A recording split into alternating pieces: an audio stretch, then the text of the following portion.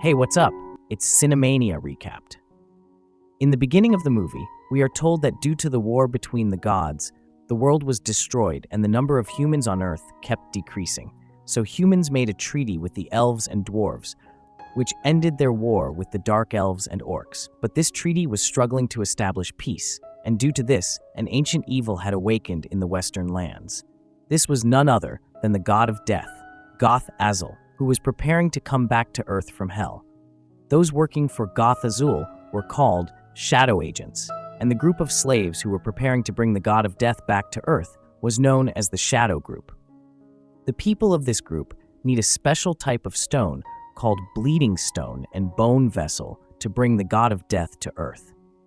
Let us see whether the shadow group is able to bring their god of hell back to wreak havoc on Earth or not. In the beginning of the movie, we see a scene of a wasteland where we get to see a dragon flying in the sky with a black fugitive bandit orc sitting on it. The name of this black orc is Blood Moon, and he is a shaman. Blood Moon is a criminal who is accused of killing and robbing people. Here we see a girl as well who is an elf, and she is a bounty hunter. This girl's name is Nemit. By using the ballista, Nemit shoots down the monster creature and its rider. In this crash, the dragon loses its life, but Blood Moon survives. Nemit follows the drop of Blood Moon's blood and gets to him. Blood Moon tells Nemit to leave him. For this, he will give her a lot of gold in return. But in the meantime, Blood Moon attacks Nemit. Blood Moon has the power of black magic, so Nemit is no match for him in the beginning. But Nemit uses her good fighting skills and pierces her sword into Blood Moon's stomach, and that's how she succeeded in putting him to death. At the time of his death, Blood Moon curses Nemit, leaving a black mark on her left forearm, which is a sign of slavery to the shadow. Nemit then cuts off the head of the orc and takes it with her to get bounty of 400 gold coins. Now the scene cuts to a man named Celus, who is the ambassadors of the prophetess of Arialia. Here he follows a dwarf to his cave. This dwarf's name is Jarmuk, who is a member of the shadow group. He attacks Celus without listening to him. He tells Celus that it must be on the orders of the gods that he followed him, but there is no need to worry, because you will not be able to go out of here alive. Celus came here to get information about the god of death, but unfortunately, he finds the dwarf a slave of the god of death. Now the battle between the two begins. Celus asks the dwarf why the shadow is gathering in the north direction. On this, the dwarf tells Celus that the gods of death will wake up in a few days, and then you will have the answers to all your bothering questions. He also tells Celus that when Kulaman's attackers bring him a magical vessel, even gods are not capable of facing him. Now the dwarf tries to kill Celus with a homemade bomb, but in this explosion, one of his hands gets separated from his body, and Celus takes it with him and leaves from there. Now we see Kulaman, who tells his fellow orcs that Mulgrut, who is his commander, has attacked a monastery of humans against Kulaman's wishes, which he should not have done. Kulaman comes to know that his deputy Mulgrut is a shadow agent, and he is also helping the god of death to come back to the earth again. Kulaman tells the members of his faction that he has always taught his companions to become warriors, not thieves or killers. Then his deputy Mulgrut starts inciting other people of the horde against Kulaman and says the shadow is giving us a very good price for those magical vessels, so listen to me and become one with the shadow.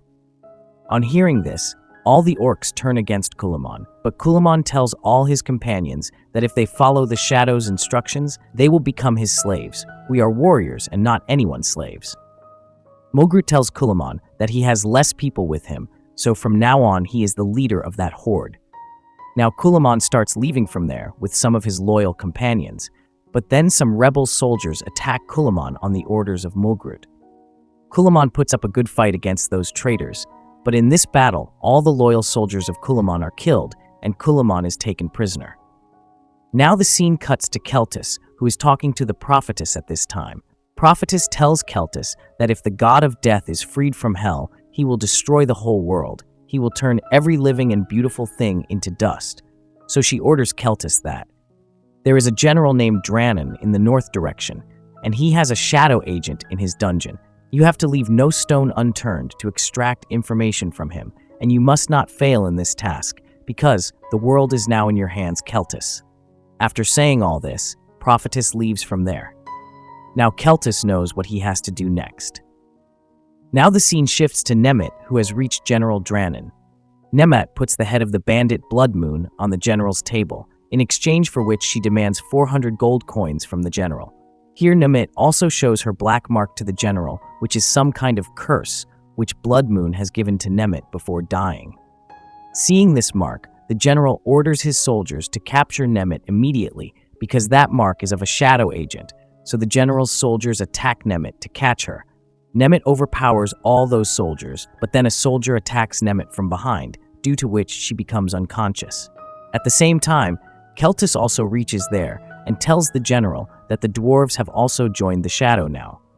Celtus tells the general that a shadow agent is imprisoned in his prison, from whom he has to ask some questions. Now we see the shadow agent in the prison, who is imprisoned along with Nemit. The shadow agent sees the black mark on Nemit's hand and tells Nemit that she will get a box full of gold and she has to take that box to Garrett Crossing. If you get free from here, then exchange the bone vessel with Kulaman's raiders in exchange for the box full of gold coins, because the shadow has been waiting for these bone vessels for centuries. After this, Nemit asks the shadow agent where he will find that box of gold. Then that agent tells Nemit that he will find that box of gold in the hollow part of a tree in the morning. After this, the shadow agent assaults Nemit, but she kills him easily.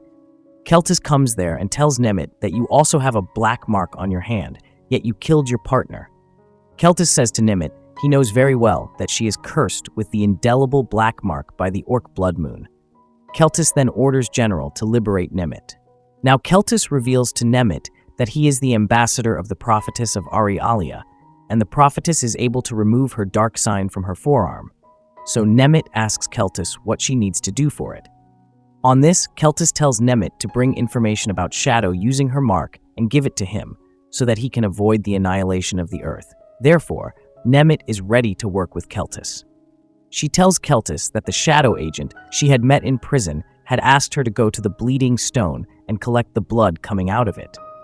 So, while searching for the Bleeding Stone, Celtus and Nemit reach a place in the forest where Nemit starts getting dreams of the future, but she ignores them and moves forward. Nemit and Celtus see that the outcast orc leader Kulaman is tied with ropes in the forest, who has been expelled from the horde by his own commander. Kulaman recognizes Celtus as soon as he sees him that he is the ambassador of the prophetess. Nemit wants to kill the orc leader, but Celtus stops her. Kulaman requests Celtus to free him, and in return, he will help him find the Bleeding Stone, so Celtus takes the outcast orc leader with him. Now the three of them set out in search of the Bleeding Stone, and finally they find the Bleeding Stone embedded in a tree. This Bleeding Stone was a meeting point for the warlocks and evil powers for ages. Now Celtus and Nemit wait to collect blood from the Bleeding Stone and stop in the forest. We see that evil has slowly started to take birth inside Nemit, because now he has started seeing the god of death in her visions. Soon, Celtus and Kulaman are surrounded by the evil orcs living in the forest. Those feral orcs attack Celtus and Kulaman, but Celtus and Kulaman fight bravely and start killing those feral demons, but then the leader of those creatures, whose head resembles that of a bison, arrives there. He knocks Kulaman away with a single punch while injuring Celtus. That monster creature is about to kill Kulaman by hanging him in the air, when suddenly, Nomad arrives from nowhere, seeing whom all those monster creatures calm down. Taking advantage of this, Kulaman takes out the liver of that deadly creature from its body, which leads to the death of that monster. Now the scene shifts to that Bleeding Stone from which blood starts coming out, which Celtus collects. Afterwards, we see Celtus talking to the prophetess, where Celtus tells her that he is about to succeed in his mission. Prophetess tells Celtus that Nemit is impure and soon she will become a slave of Goth Azul, so when you get the bone vessel, kill Nemit outright. After this, Celtus comes to the real world. Here Nemit has come to deal with Mulgroot for the bone vessel, where she finds no one, but after a little while, Mulgroot reaches there with his coward army. Mulgroot takes the gold coins from Nemit, but he refuses to give the bone vessel. On this, Nemit puts her sharp sword on Mulgroot's neck, so out of fear he gives the bone vessel to Nemit, but then a shadow agent arrives there. Seeing this, Nemit starts running away from there, but she is soon captured. Celtus and Kulaman are watching all this from a distance, sitting on a hill. That horse-mounted shadow agent demands the bone vessel from Mulgrot, which Nemit had received from Mulgrot by giving him gold coin in return. They all give that bone vessel to the shadow agent in fear. That horse-mounted shadow agent makes Mulgrot and his army slaves of darkness with his magic while leaving from there. After this, Mulgrot also takes Nemit captive and takes her with him.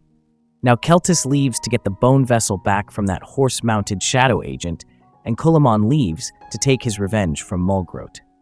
Mulgrot sets out towards the Timwood Pass, where the god of death is having his eternal sleep in the Underworld.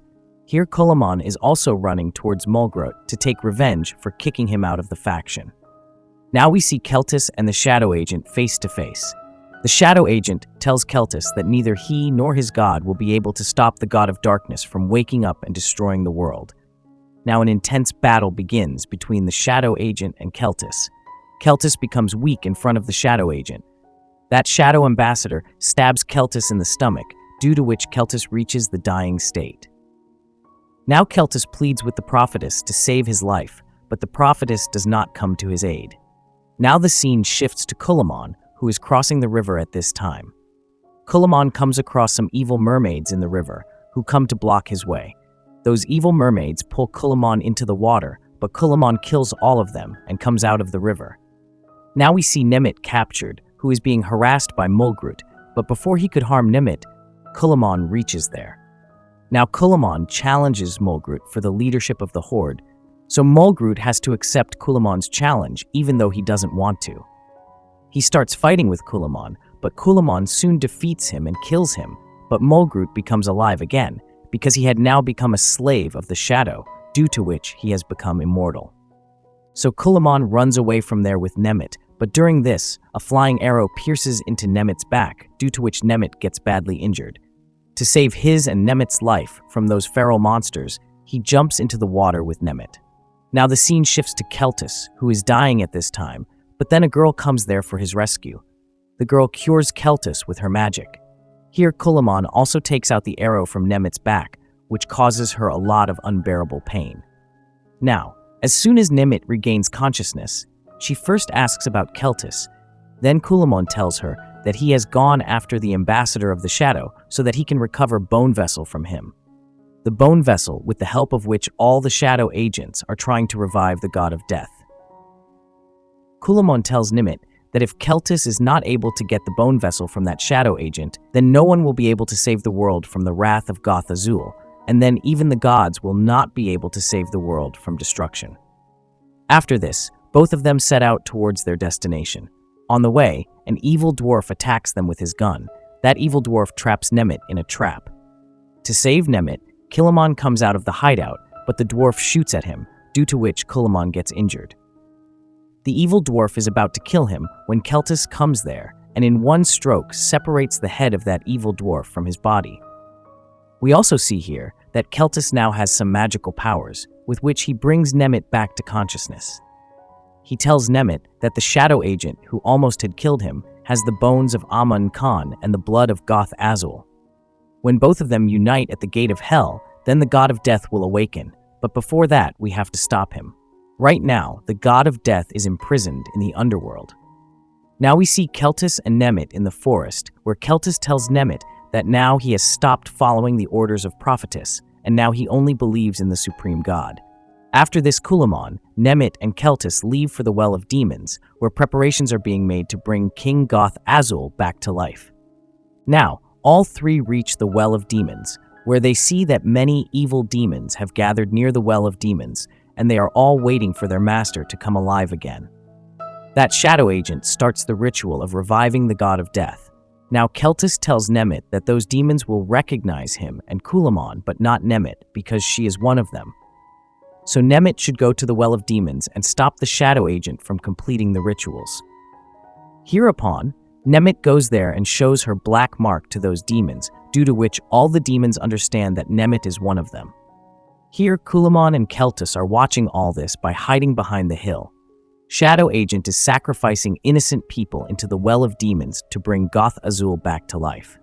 Now Celtis and Kulaman also get into the battlefield, which produces an intense battle between good and evil. Nemit tries to stop the shadow agent from completing his ritual, but Mulgrit, who has now become the slave of the god of death, shoots an arrow towards Nemit's back from behind, which injures Nemit very badly. Just then, Kulaman arrives there and starts fighting with Mulgrit. Kulaman pierces his sword through Mulgrit's stomach and finally kills him. In this way, he imprisons Mulgrit in hell, but in the meantime, the god of death, Goth Azul, is resurrected. To stop Goth Azul, Celus moves forward, and with the powers given by his god, he throws a magical spear towards Goth Azul and hits him. As soon as it hits, the god of death, Goth Azul, is again imprisoned in the underworld. In this way, evil is stopped before it spreads on Earth. In the closing scene of the movie, we see that Nemit is at the door of her death. Here, Celus notices Nemit's forearm, from which the black mark has vanished with the death of Goth Azul. Now Nemit dies, but Celus revives her with his magical powers. Seeing this, Kulaman asks Celus if his purity can heal his wounds, to which Celus jokes that he doesn't need it. In the last scene of the movie, we see the three of them moving forward together to destroy a new evil. And with this comes the end of this wonderful movie.